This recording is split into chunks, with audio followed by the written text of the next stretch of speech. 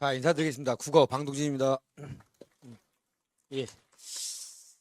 자, 고2 어머님들이시죠? 제 딸이 고3이거든요. 그리고 둘째가 예비 고1이고, 셋째가 예비 중1. 아니, 지금 중1이죠, 중1. 시대인지 다녀요, 중등부. 아침마다, 저녁마다 이렇게 픽업한다고 힘든데, 우리 와이프님이. 왜냐면 제가 또 아들이 하나 더 있거든요.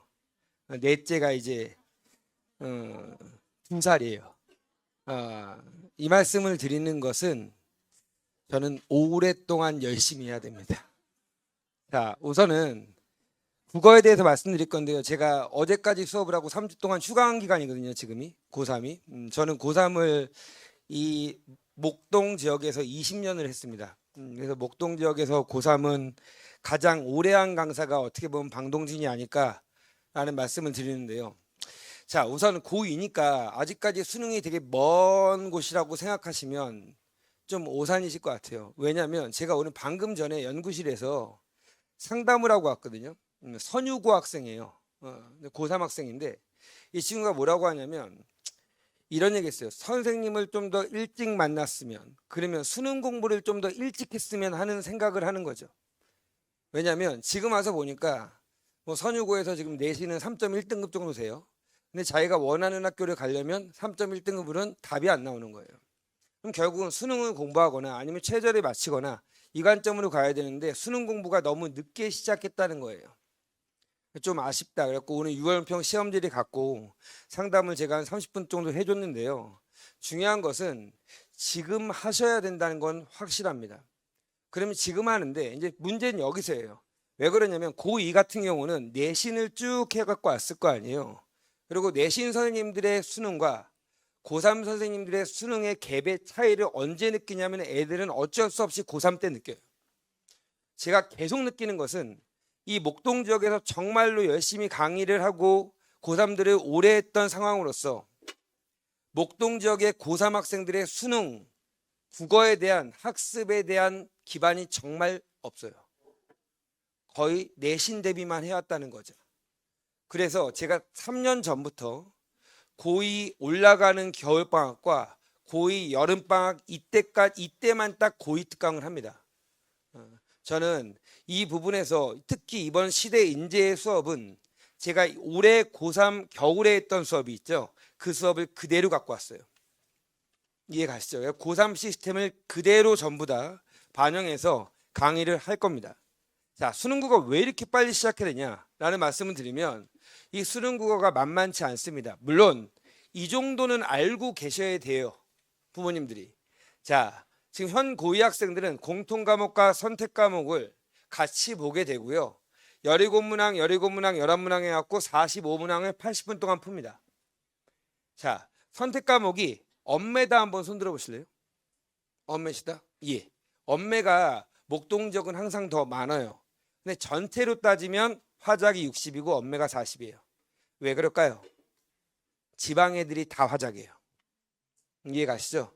그래서 엄매하는 애들이 좀 더 잘하는 애들이 많기 때문에 등급컷도 확실히 엄매가 좀 더 낮습니다. 이해 가시죠? 자, 가볼게요. 자, 작년 6월 19일입니다. 오늘 며칠이죠? 그쵸? 6월 작년 얘기예요. 이때 난리가 났었죠. 근데 저는 결론적으로 말씀드리면 옳은 방향으로 갔어요. 저는 그렇게 생각합니다. 무슨 말이냐? 킬러 문항에 대한 얘기가 나왔었습니다. 킬러 문항을 없애겠다라는 얘기했고 평가원장이 갈렸고 정확하게 이 말을 딱 했어요. 대통령실에서. 수능에서 비문학, 독서라는 영역이죠. 교과 융합형 문제 등 복잡한 킬러 문항을 제외하고 그 킬러 문항을 아예 발표를 했습니다. 근데 그 킬러 문항은 대부분 독서예요. 비문학이었고 그러면서도 변별력 있는 수능을 출제하고 그러면서도 교육과정에 부합한대요. 그럼 총 3가지예요. 무슨 생각을 했냐면 이게 돼? 라는 생각을 했거든요. 처음에. 근데 9월 모평을 보고 수능을 보니까 되더라고요. 딱 이 생각이 들어요. 이게 되네. 그리고 올해 6월에도 마찬가지로 이게 되네 라고 수학 선생님이나 영어 선생님이나 모두 다 얘기해요. 결국은 올바른 방향으로 가고 있구나. 그러면 교육과정에 부합하는 출제라는 것은 결국은 뭐냐면 이거예요. EBS를 연계하겠다. 좀 더 확실히 보여주겠다 이거고요. 두 번째, 비문학과 교과 융합형 킬러 문항을 제외하겠다는 것은 뭐가 난도가 떨어진다? 독서를 좀 더 쉽게 내겠다 이거고, 세 번째, 그러면서도 변별력이 있으려면 독서가 난도가 떨어지면 뭐가 올라가야 될까요? 문학의 난도가 올라갈 것이고, 그렇죠? 또 뭐가 올라가야 될까요? 선택 과목의 난도가 올라가야 된다는 거죠. 그래서 결과물이 어떻게 되냐? 이렇게 결과물이 나왔어요. 등급컷은 88점, 83점 정도 나왔고 어려웠습니다. 작년 수능. 근데 되게 재밌는 것은 다시 풀어보면 좀 괜찮았어요, 애들이. 근데 당시에는 너무 어려웠어요. 특히 뭐가 어려웠냐? 바로 요 문학 영역이 어려웠어요. 이 2, 3 수능까지만 하더라도 독서가 한 7개, 문학 1개, 엄매 2개 정도 나와요. 오답 베스트 10에 보면. 그런데 작년 수능을 보면 문학 1위도 문학. 문학이 그만큼 많이 치고 올라왔다는 거죠. 그러면 아니 문학은 치고 올라오는데 EBS 연계 공부하면 되는 거 아니에요? 제가 그 시대에서 10월 3일이나 9일 날 항상 하는 특강이 있거든요. 그 특강이 뭐냐면 EBS 연계 작품 총정리 특강이에요. 대단히 빠른 시간에 마감돼요. 왜냐하면 애들은 지푸라기라도 붙잡고 싶은 마음으로 EBS 공부를 하는 거죠. 근데 거기에 있는 학생 중에서 50%는 재수했을 거예요. 제가 왜 이런 말씀을 드리냐면 EBS 공부는 안 해도 100점 맞을 수 있어요. 그럼 도대체 EBS를 왜 하냐라고 하면 좀 더 마음의 평화, 아는 작품이니까. 독해력이 뛰어난 학생들은 어떤 작품이 나오더라도 읽어낼 수 있으면 끝나는 거예요. 근데 그 훈련이 안 돼 있으니까 EBS라도 붙잡는 거죠. 그래서 여러분의 자녀들은 제발 그러지 않았으면 좋겠어요. 자, 우선 문학이 어려웠고요. 엄매 보이시죠? 선택 과목이 2개 있었고 독서가 3개밖에 없습니다. 그런데 재밌는 것은 이번 6월 4일 날 봤던 모의고사에서는 또 바뀌었어요. 독서가 또 어려워요. 근데 이런 얘기를 합니다. 이번에 수학도 어려웠고요. 영어도 역대급이라고 하거든요. 혹시 여기 뭐 재수를 자녀분들 있으면 아시겠지만, 근데 제가 어떤 수학선생님이 이렇게 얘기하더라고요. 무슨 얘기를 하냐? 만약에 이 시험을 10년 전 애들에게 풀린다면 등급컷이 이렇게 나올까? 아닐 거라는 거예요. 지금 시대, 요즘 아이들이라고 할게요. 요즘 아이들은 공부가 1순위가 아니라는 거예요. 솔직히 영화 볼 거 다 보고요. 그렇지 않나요? 콘서트도 가고요. 심지어 어떤 재수생이 저한테 Q&A로 그저께 연락 온 거였어요. 싸이의 그 흠뻑쇼 봐도 되냐고. 그런 시대에 살고 있어요. 요즘 애들은. 중요한 것은 공부하면서도 놀기도 하겠다는 거거든요. 올인하는 애들이 생각보다 적어요. 저희 때 뭐 있었죠? 3당 4락. 기억하시죠? 그런 얘기하면 진짜 큰일 납니다. 요즘 애들은.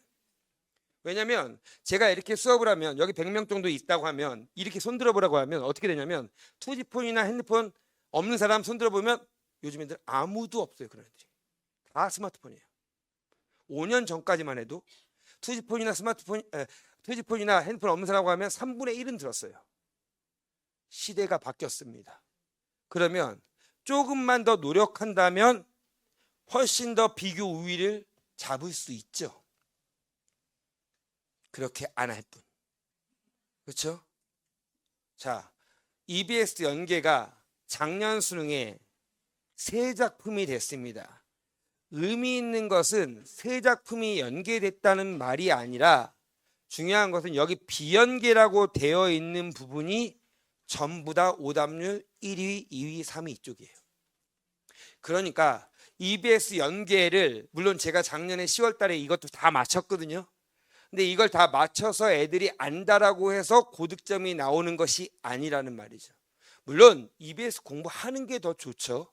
하지만 여기서 가장 어려웠던 작품이 이 2작품이거든요. 좀 이따 골목 한번 보여드릴 건데 이 골목이 아니라는 작품은 비연계였고 여기도 비연계였습니다. 독서도 이렇게 나왔는데 독서는 4지문이 모두 다 연계였어요. 근데 독서도 EBS 지문. 왜냐하면 EBS가 왜 중요하냐면 애들한테는 3학년 1학기 시험 범위가 EBS예요.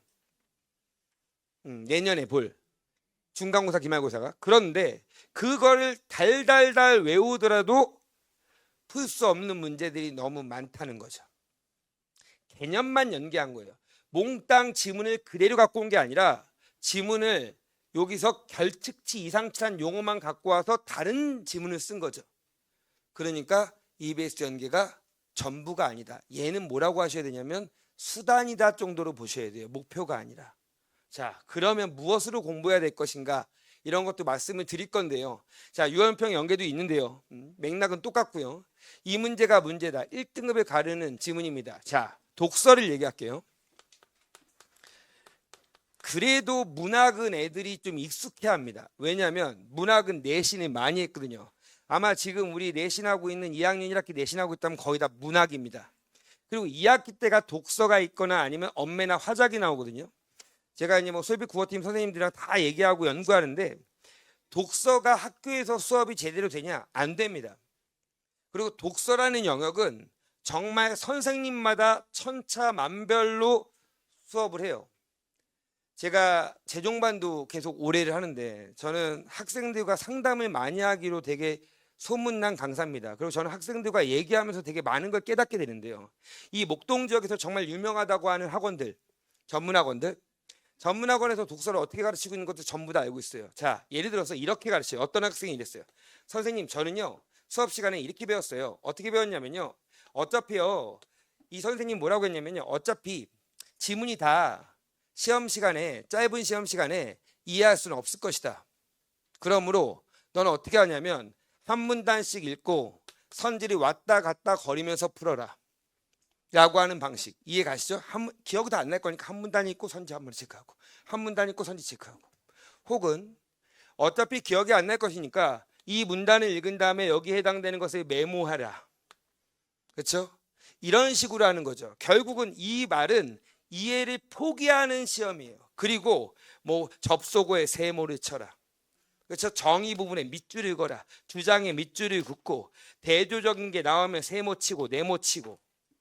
만약에 여러분의 자녀분의 시험지를 봤을 때 독서에 이런 것들이 많이 하고 있다라고 한다면 독서를 못하는 애들이에요. 선생님,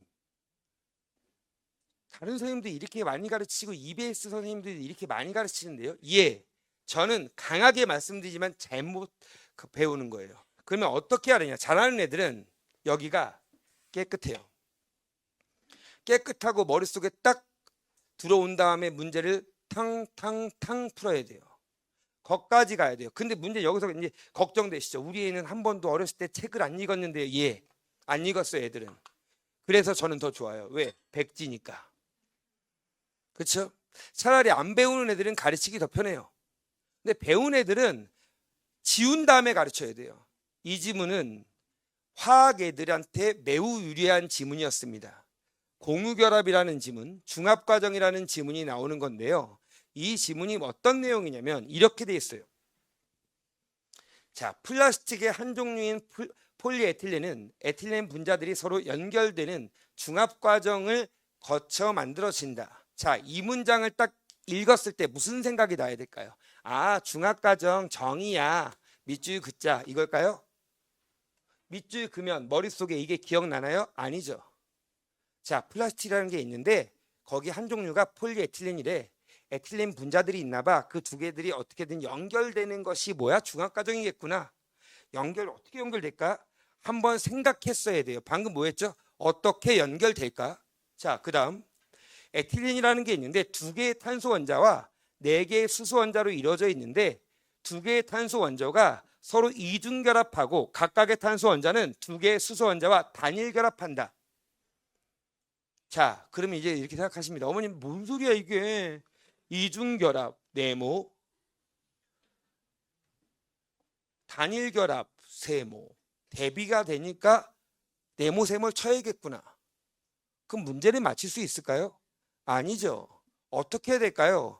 탄소가 두 개가 있다면 이 탄소 두 개가 이중 결합이에요. 앞에서 개념에서 공유결합의 개념이 나왔는데 전자들을 하나씩 빌려 쓰는 거거든요. 공유하는 거거든요. 그리고 이 C는 다른 수소와 이렇게 단일 결합을 한대요. 짝대기 한 개는 단일, 짝대기 두 개는 이중 결합입니다. 이 그림이 떠올랐어야 돼요. 시험장에서. 이 그림이 떠오르면 문제를 풀 수 있고, 이 그림이 떠오르지 않으면 문제는 죽어도 못 풀어요. 왜냐하면 9번 문제가 오답률이 정답이 34%인데 답이 1번이거든요. 성장주기의 사슬은 그 양쪽 끝부분에 불안정한 탄소 원자가 생성된다. 이거 뭐죠? 이미지죠. 선지가. 이해 가세요? 이미지라는 게 정답이 뭐냐? 양쪽이 아니까 한쪽이에요. 머릿속에 그림이 그려졌으면 답 1번 쓰고 나머지 거 안 봤어요. 근데 그림이 안 그려지면 얘는 죽어도 못 풀어요. 그럼 문과 애들한테 이렇게 얘기하겠죠. 문과 저는요 너무 과학기술이 어려워요 이렇게 얘기합니다. 그럼 과학기술이 어려우면 머릿속에 떠올리는 연습을 하고 그림을 그리는 연습을 해봐. 몇 명이나 연습할까요? 안 합니다. 그냥 밑줄만 그어요. 다시 말씀드리지만 독서의 핵심은 두 가지입니다. 이렇게 밑줄을 그는 게 아니라 질문을 던지면서 이게 왜 이렇게 되지? 그리고 구체화, 이미지화 시키면서 뭐 하셔야 된다? 생각을 하셔야 돼요. 너무 추상적인데요. 이해. 근데 그 추상적인 것이 가장 큰 힘이에요. 생각을 하고 이게 뭔 내용이지 하면 생각하면서 사고력이 올라가고 독해력이 올라가요. 저는요 올해 6주 동안 학생들한테 이거를 가르칠 겁니다. 고2 애들한테. 아마 처음엔 되게 어렵겠죠. 왜냐하면 계속 밑줄 긋는데 방동진이 지금 펜 내려 할 거니까. 전 이게 가장 중요한 부분이라고 독서에서 생각하고요. 이게 재수생들한테는 되게 먹히거든요. 재수생들은 다 실패를 경험한 애들이에요. 밑줄 긋고 안 된 애들. 맞아요 선생님. 제가요 국어 그 빵빵빵 전문학원에서 밑줄 긋고 이렇게 해갖고 재수했어요 라는 얘기를 해요. 제가 작년에 선생님 수업을 들었으면 좀 더 괜찮았을 텐데 뭐 이런 얘기를 하면서요. 근데 문제는 수업을 듣는데 수업을 듣고 맞아 저렇게 하면 돼 라고 하는데 자기가 안 하면 소용없어요. 그렇죠? 두 번째, 이게 이제 나지문이 논리학 지문인데요. 이 어마무시한 지문이었는데 이 논리학 지문도 마찬가지거든요. 올해 유언평인데요. 논리학에 제기된 의문이 윤리학의 특정 견해에 대한 비판이 되기도 한다. 다음 논의는 이리 보여준다. 빨리 읽어볼까요? 빨리 읽어봅니다. P이면 Q이다. P이다. 따라서 Q이다는 논증은 전건 긍정식이다.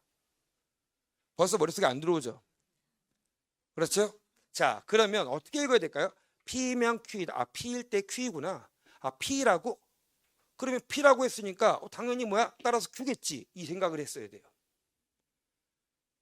천천히 가야지 할 수 있겠죠. 근데 애들은 시간이 급으니까 빨리 가요. 빨리 읽는 순간 지문에서 끝나고 나서 뭐가 남을까요? 안 남아요. 그러니까 왔다 갔다 거리는 거예요.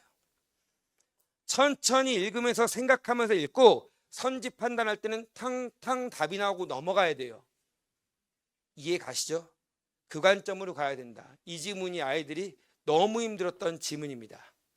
자, 독서는 이 정도 하고요. 소설 한번 가볼까요? 문학입니다. 우리 애들한테는 너무 힘든 소설이었습니다. 이게 일제강점기 소설입니다. 박태원. 혹시 그런 작품 기억나시는가요? 소설가 구보씨의 일일. 그거 쓴 사람이에요. 자, 보면 첫 번째 힘들었던 이유는 뭐냐면 인물 파악이 안 됐습니다. 소설에서 첫 부분은 무조건 천천히 가야 되거든요. 근데 소설 빨리 읽어요. 그럼 어떻게 되냐? 정의와 별의별 말을 다 오고 어떤 선생님이 이렇게 해야 돼? 야, 인물이 나오면 동그라미 쳐. 좋습니다. 쳐볼까요? 정의와 별의별 말이 다 오고 가고 했을 때 불단집에서 막 설거지라고 하던 갑순이 할머니가 뛰어나왔다. 갑득이 어미는 이름도 비슷해.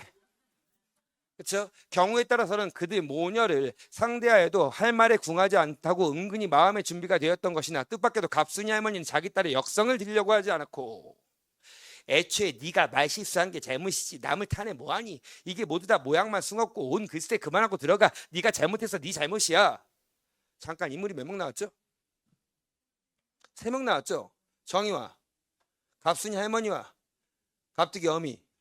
자, 관계 생각해 보실래요? 정의 엄마는 갑순이 할머니예요. 이렇게 됐어야 돼요. 알았죠? 근데 이게 안 잡혔어요. 빨리 읽으면 잡힐 수가 없어요. 그리고 얘네들이 뭐 때문에 싸우는지도 몰라요. 그리고 여기서 뭐냐면 갑자기 이상한 말이 나와요. 뽐내고 모았던 것이다. 나중에 깨달으니 그것은 얼토당치 않았다. 뭘 깨달아? 그리고 뭐가 얼토당치 않다는 거야? 소설은 혹시 이 드라마는 다 보시지 않았을까? 눈물의 여왕? 보셨다 손들어 보실래요? 솔직히 말씀드려서 눈물의 여왕, 어머니한테 제가 눈물의 여왕 줄거리 기억나세요? 하면 기억나시죠? 아니 꽤 됐잖아요 본지. 근데 왜 기억나? 왜 기억날까요? 아, 잘생겨서. 그렇죠. 그렇죠. 잘생겨서. 그렇지. 자, 또 왜 기억날까요? 그 주인공의 감정에 공감했으니까. 그렇잖아요. 주인공의 감정을 이해했으니까. 그러면 여기서 얼토당치 않은 생각을 뭐 해야 돼요? 공감했어야 돼요. 공감하려면 뭐가 돼야 될까요? 이 상황이 이미지화가 돼야 돼요.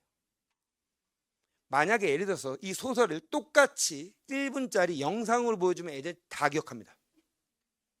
중요한 것은 이 지문을 영상화하는 방법을 가르쳐 줘야 돼요. 시각화해서 여기까지 어떤 상황이야? 떠올려봐. 이렇게 돼야 된다는 거죠. 근데 그냥 글로 읽어서 망한 거예요. 이 부분 소설의 핵심은 뭐다? 인물의 심리에 공감해야 되고 상황을 시각화해야 된다 라는 부분을 말씀드리고요. 그 연습을 할 거고요.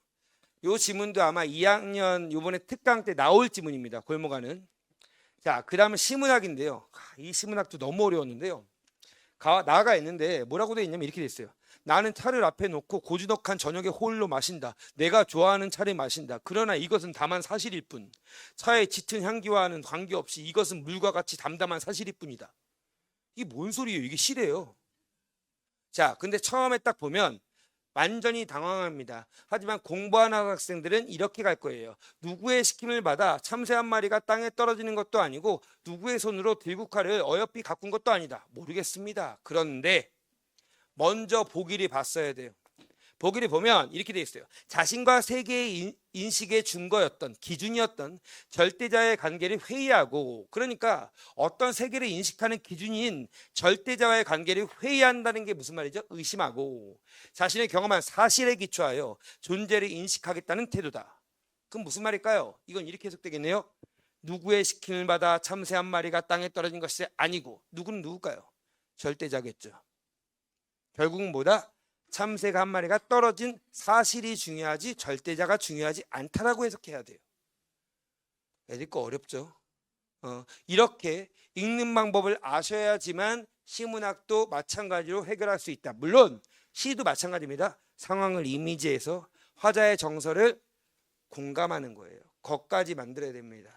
학생들이 이런 얘기를 합니다. 선생님, 짧은 시간 안에 어떻게 시를 이해하고 공감할 수 있습니까? 할 수 있습니다. 그쪽으로 연습을 안 했기 때문이에요.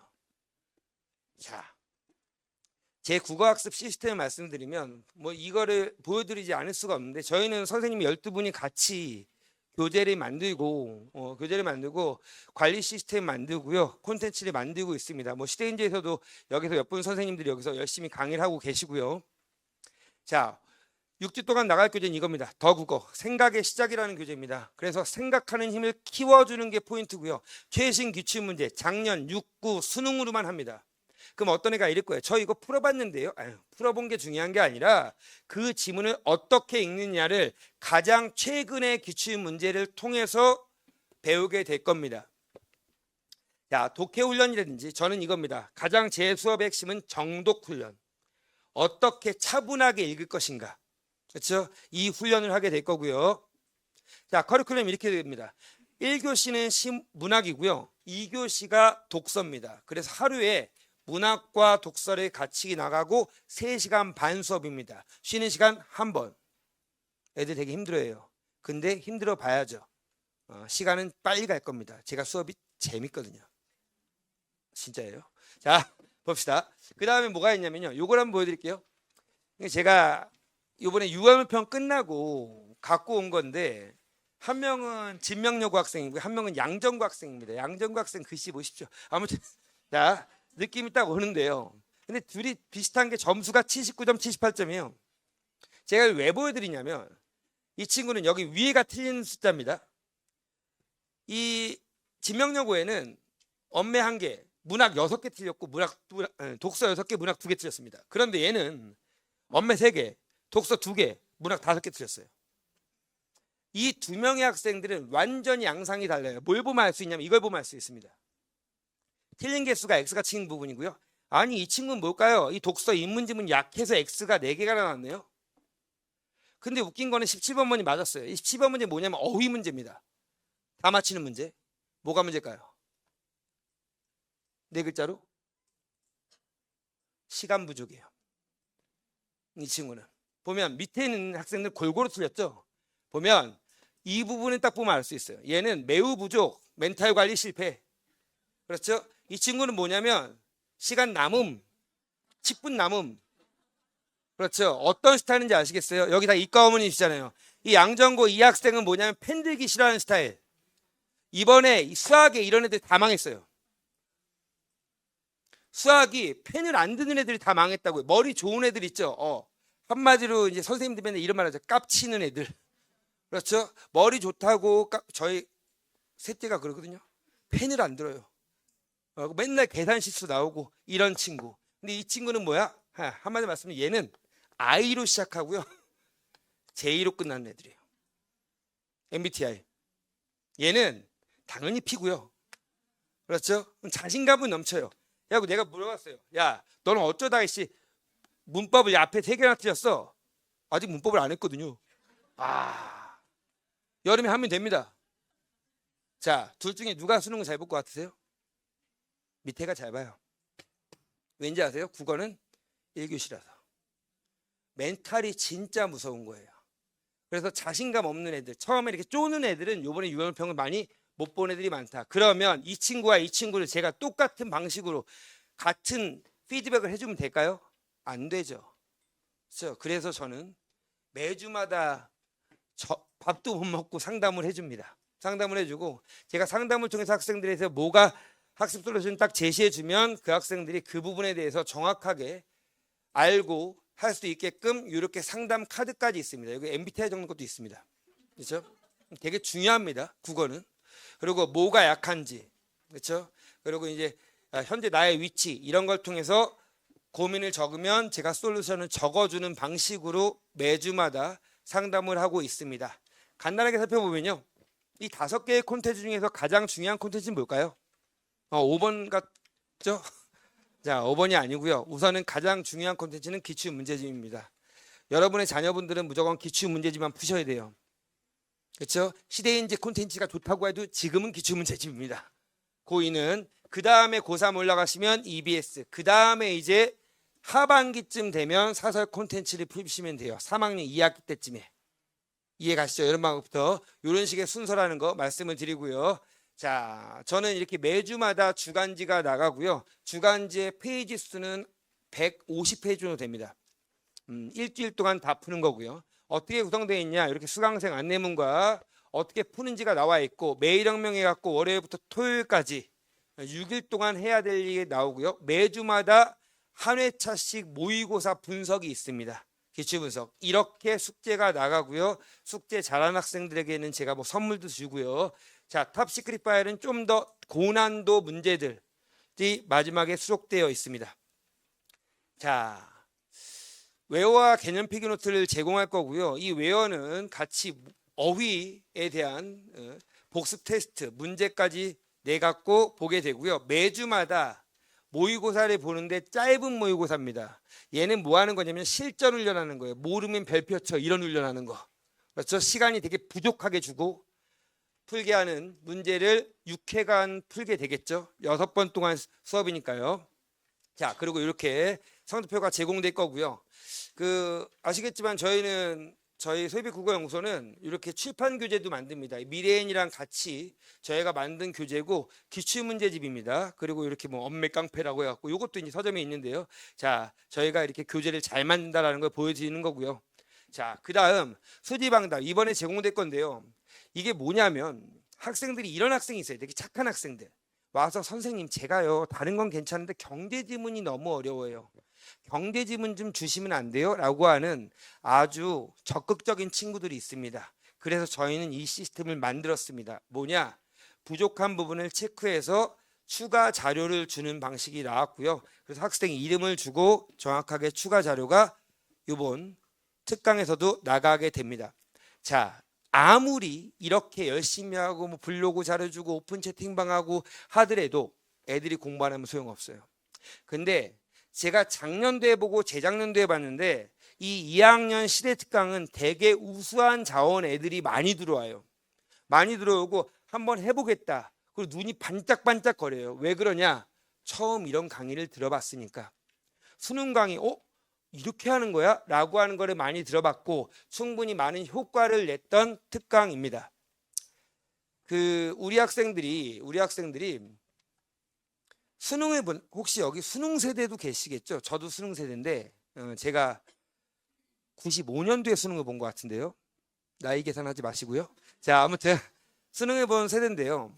저는 아직도 기억나요. 수능날 어떤 일이 있었는지.